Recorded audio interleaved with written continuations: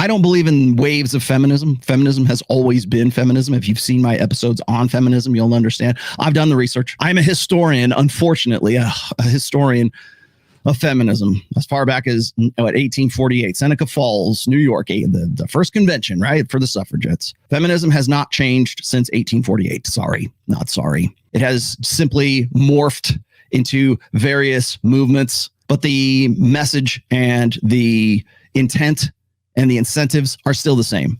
There is no first wave feminism. There is no second wave feminism. There is no third wave feminism.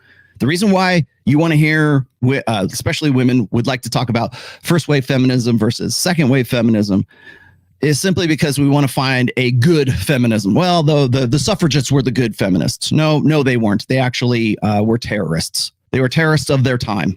And if you go back and you look at any of the news stories of that time, they were literally bombing police stations and churches. They were literally plotting assassinations of men, of officials, of mayors, and of public officials. So don't come at me with this suffragette stuff of, oh, those were the good feminists. And then after 1920, when they got the 19th Amendment, then everything was different. And now I tend to refer to the feminists of the late 60s, early 70s, like the Betty Friedens, the Gloria Steinems. I refer to them as the militant feminists, but you will never hear the words like first, second, third, whatever, ninth, 10th, whatever wave feminism come out of my mouth, because it's all the same.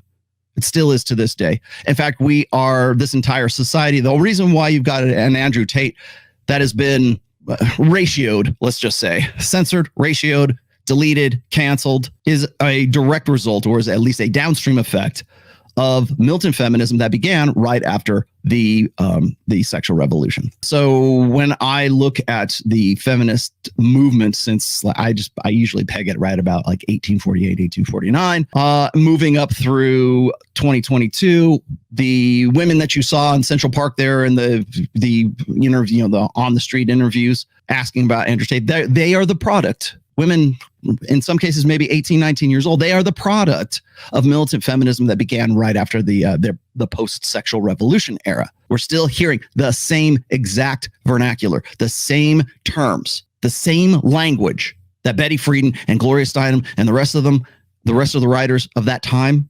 As a matter of fact, you've probably heard me say this before.